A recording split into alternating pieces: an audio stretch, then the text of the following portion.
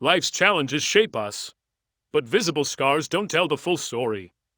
Behind every legend, there's often a deeper struggle or fight with inner demons that only a few truly understand. Have you heard what happened to Charles Bronson, known as Hollywood's unbreakable force? Bronson was more than just a tough actor on screen.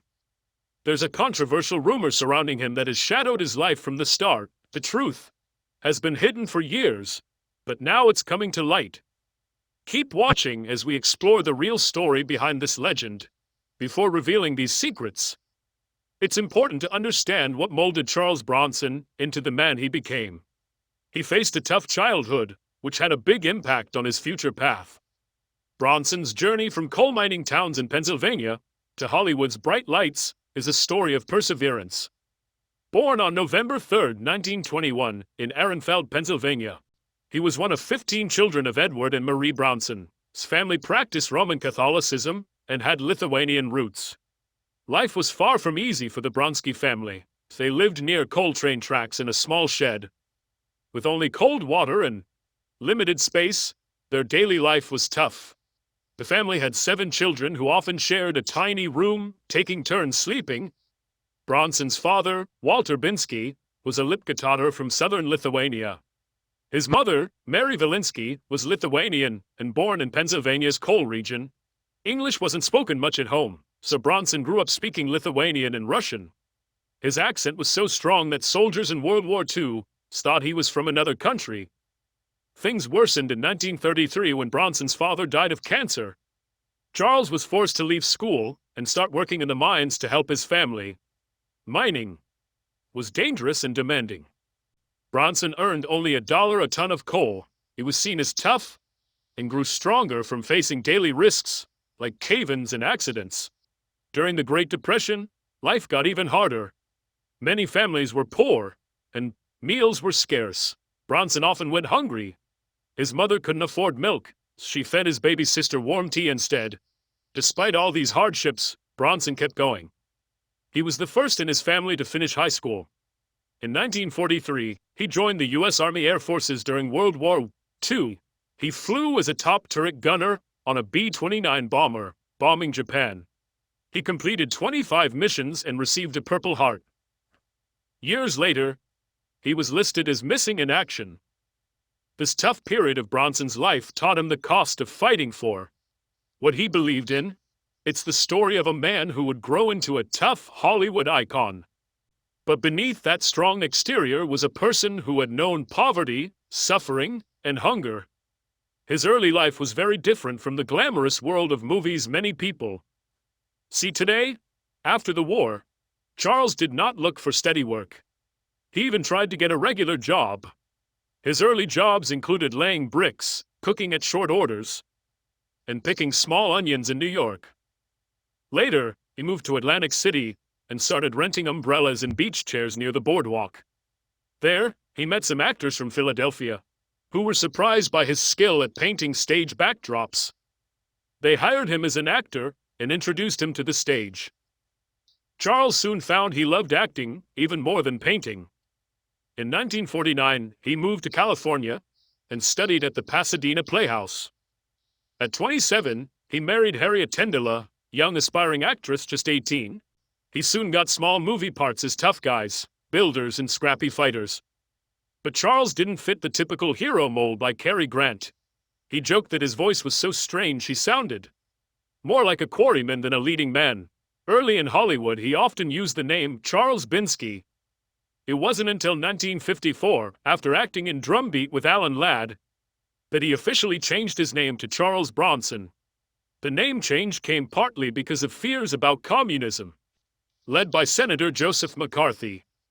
Charles wanted to drop his Russian-sounding last name. Though Bronson became well-known, he didn't always star in big movies. One of his early films was a low-budget flick called Machine Gun Kelly, shot in just 8 days. In 1958, the film caught the eye of French star Alain Delon, who invited Charles to France. There, he starred in A Duel Lay, which was a huge hit across Europe. This boosted Bronson's fame even more. One of his most famous roles was in The Great Escape, released in 1963. He played Flight Lieutenant Danny Trellick, an expert at digging tunnels to escape POW camps. The role was personal to Bronson because he also had claustrophobia. His fear of tight spaces came from working in coal mines as a kid and his time in the military during World War II. That made his part even more meaningful. What made Bronson's portrayal so unforgettable? It's likely because he had to face his fear during the filming of the tunnel scenes. Despite his claustrophobia, he pushed through, showed how much he wanted to succeed. During filming, Bronson was also involved in an affair with Jill Ireland when she married David McCallum Bronson. He once joked that he married his wife while thinking of Ireland. That joke became true when he married Ireland while he was still in a rough marriage to Harriet Tendler. They finally divorced in 1965. Bronson was already famous when he married Ireland in 1968. Though his movies often had weak scripts, he gave his all, bringing energy to every role. Fans around the world loved Bronson, especially in Japan, France, and Italy. Italians even nicknamed him Il Bruto, meaning the ugly one, but Ireland didn't mind. She saw something special in Bronson, a mix of kindness and harshness that drew her in. Bronson wasn't just tough on screen, he also had a tough reputation off-screen. His weathered face seemed to show the struggles of his youth. He was in many fights, threatening people, and even breaking a sergeant's arm during a brawl.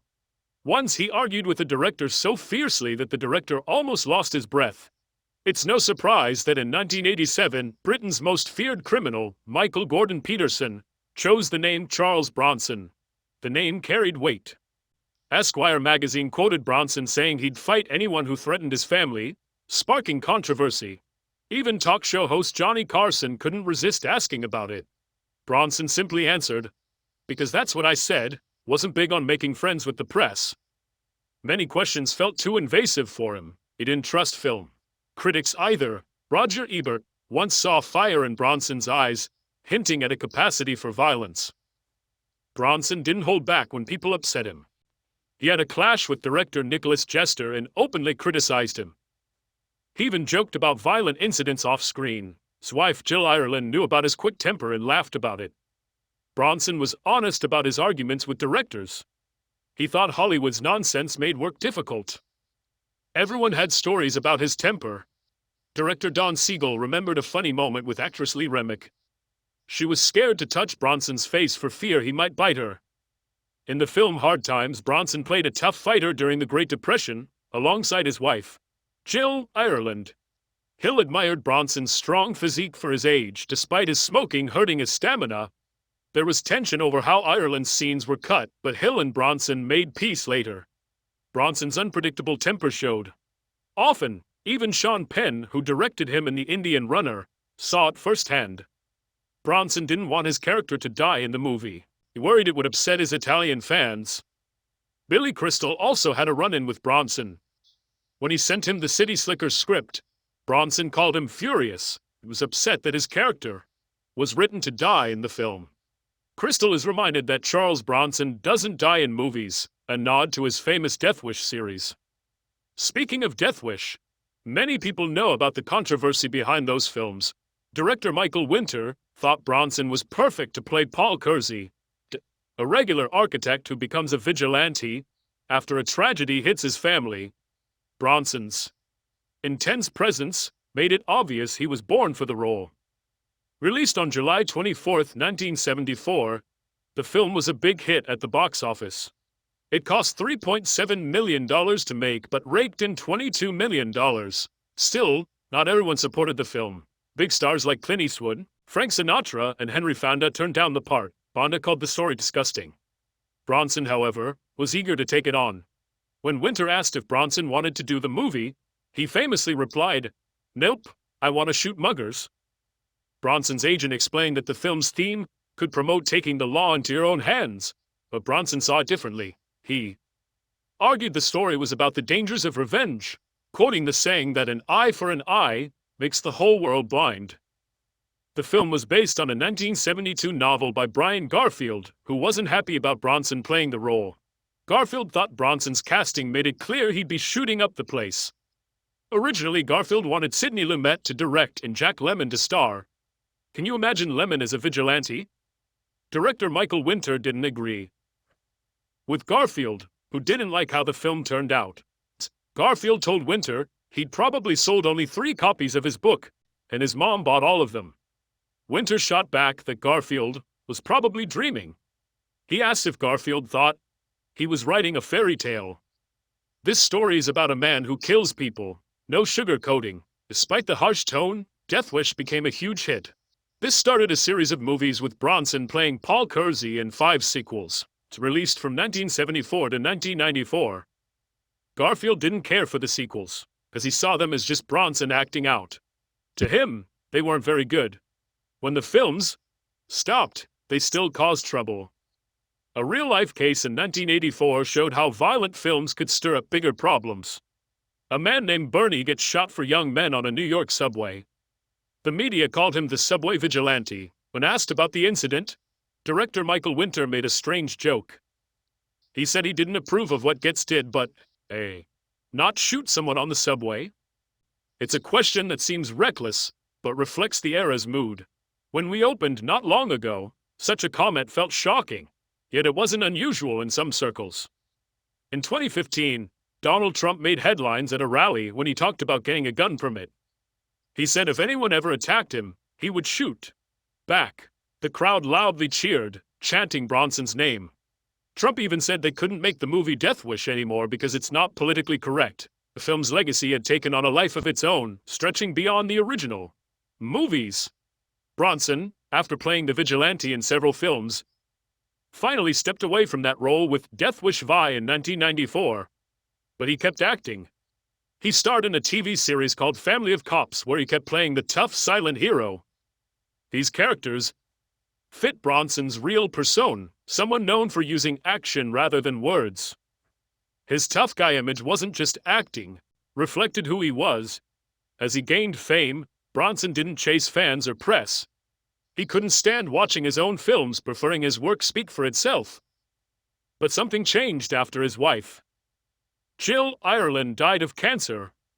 In 1990, her story was turned into a movie. Jill Clayburgh played Ireland, and Lance Henriksen played Bronson. Might think Bronson would be proud of this tribute, but he was furious. He even considered suing the filmmakers. It seemed he didn't like how his life was portrayed. Bronson's on-screen image as a tough guy was also part of his real life. He liked to tell wild stories about his adventures. Many of those stories sounded like exaggerations. Unlike his movie roles, Bronson never served time in jail. Those close to him say he wasn't nearly as fierce as the characters he played. Some even felt he changed parts of his story to sound cooler. One odd habit he had was refusing to shake hands. Some said he was just too proud to pick up a handshake. The truth was, Bronson had a germ phobia, avoided germs and stayed clear of crowds whenever he could. That behavior might have come off as arrogance. It was really about keeping himself safe. He was afraid of getting sick, which many readers didn't know. Bronson also had an irrational fear of fire. During filming for Death Wish in 1974, Nichols insisted they stay in hotels no taller than 2 floors, so they could quickly leave if there was a fire. Despite his tough appearance and muscles, Bronson was a kind man at heart, enjoyed painting and sculpting more than acting, and preferred to talk about his art in interviews. To keep his art separate from his fame, he painted under his real name, Binsky, and his work sold well based on its quality. A touching story involves Bronson and a young Kurt Russell, only 12, found out it was Bronson's birthday. He surprised him with a remote-controlled airplane. Bronson's first reaction was cold, but a few months later, on Russell's birthday, Bronson gave him an expensive skateboard.